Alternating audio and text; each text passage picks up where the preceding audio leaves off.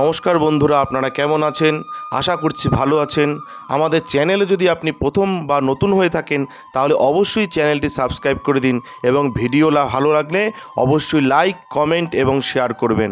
আজকে আপনাদের সাথে যেই ব্যাপারে আলোচনা করব তা হলো আপনাদের বলবো যারা সিংহ রাশির জাতক জাতিকা রয়েছেন আপনাদের কেমন কাটবে এই সপ্তাহ, অর্থাৎ 26শে আগস্ট থেকে 1লা সেপ্টেম্বর পর্যন্ত কেমন কাটবে সেই ব্যাপারেই বলবো। আসুন জেনে নিই। সিংহ রাশির জাতক জাতিকা যারা রয়েছেন, বয়স্ক ব্যক্তিরা যারা অতীতে জয়েন্টের ব্যথা বা পিঠের ব্যথায় ভুগছিলেন, সঠিক খাওয়ার ফলে এই সপ্তাহে তাদের স্বাস্থ্য ভালো হওয়ার সম্ভাবনা থাকবে। এমন অবস্থায় ভালো খাবার গ্রহণ করুন এবং নিয়মিত যোগব্যায়াম করুন।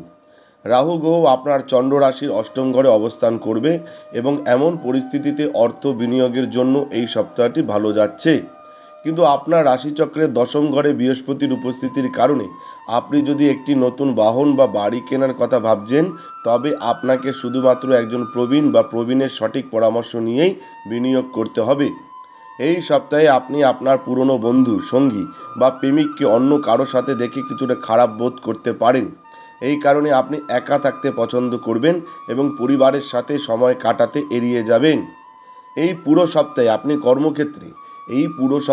আপনি কর্মক্ষেত্রে প্রতিটি কাজ আরও দায়িত্বশীল, মনোযোগী, সংগঠিত পদ্ধতিতে করবেন, যার সাহায্যে আপনি কর্মক্ষেত্রে আরও ভালো পারফরম্যান্স দিতে সফল হবেন।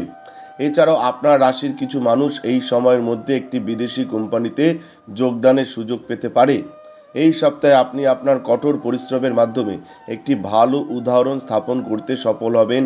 যারা এখন পর্যন্ত আপনাকে মূল্যহীন বলে মনে করছিল, এরপরে আপনি সেই বিদগ্ধ ছাত্রদের একজন হিসাবে গণ্য হবেন, যাদের সবাই প্রশংসা করবে এবং তাদের সাথে কথা বলতে চাইবে। তবে এই সময় অহংকে আপনার ভিতরে আসতে দেবেন না, অন্যথায় এই সাফল্য সুখের পরিবর্তে আপনার ভাবমূর্তি নষ্ট করতে পারে। যারা সিংহ রাশির জাতক জাতিকা রয়েছেন, তাহলে এই সপ্তাহে কিন্তু যারা আপনাকে মূল্যহীন মনে করছিল, যারা আপনাকে মনে করছিল যে এর দ্বারা কিছু হবে না, তারাই কিন্তু আপনার কাজের প্রশংসা করবে এবং আপনার সাথে কথা বলতে চাইবে। সেই সময় কিন্তু অহংবোধকে আপনার ভিতরে আসতে দেবেন না, তাহলে কিন্তু এই সাফল্যের সুখের পরিবর্তে আপনার ভাবমূর্তি নষ্ট হবে। এটা তো বললাম একটা সার্বিক ফলাফল। আপনার ব্যক্তিগত কোনো সমস্যায় জড়িত থাকলে আমাদের ফোন নম্বরে যোগাযোগ করতে পারেন। নমস্কার, ভালো থাকবেন।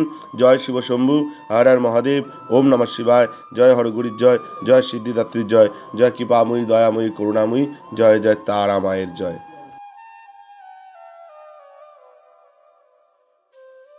আমাদের ভিডিও আপনাদের কেমন লাগছে? আশা করছি ভালো লাগছে। তাহলে অবশ্যই লাইক করুন, কমেন্ট করুন এবং শেয়ার করুন এবং চ্যানেলটি অবশ্যই সাবস্ক্রাইব করে দিন। ভালো থাকবেন, সুস্থ থাকবেন, ধন্যবাদ। এবং সকলে অবশ্যই কমেন্টে লিখবেন জয় শিব শম্ভু, হর হর মহাদেব, ওম নমঃ শিবায়।